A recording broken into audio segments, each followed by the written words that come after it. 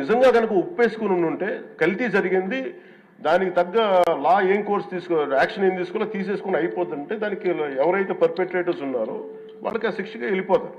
అలా కాకుండా అసలు ఆ నెయ్యిలో కల్తీ లేదు, యానిమల్ ఫ్యాట్ లేదు, రిపోర్ట్ ఇచ్చిన తర్వాత ఇవన్నీ. అందుకని ఈ సభ ఈరోజు ఇంతమంది మాట్లాడాల్సి వస్తుంది. మాకు ఏమనిపించిందంటే అధ్యక్ష, దీన్ని క్యాబినెట్ మీటింగ్లో మా దృష్టికి తీసుకొచ్చింది మీకు తెలియజేస్తున్నాను మీ ద్వారా ప్రజలకి. సిబిఐ నేతృత్వంలోని ఈ స్పెషల్ ఇన్వెస్టిగేషన్ టీం ఆ నెయ్యి తయారీకి 1 లీటర్ పాలు కూడా వినియోగించలేదని చెప్పి చాలా ఖచ్చితంగా తేల్చింది. ఆ పామాయిల్లో రసాయనాలు కలిపి తయారు చేసినట్టు చెప్పింది. ఆ ఇతర రసాయనాలు ఏ మూలకాల నుంచి తయారయ్యాయో నిర్ధారణ చేసే సాంకేతికత, దానికి సంబంధించిన టెక్నాలజీ ఆ పర్టికులర్ మా వద్ద లేదనేది ఆ సిట్ తేల్చేసింది. ఈ కేసులో 36 మందిని నిందితులుగా తేల్చింది.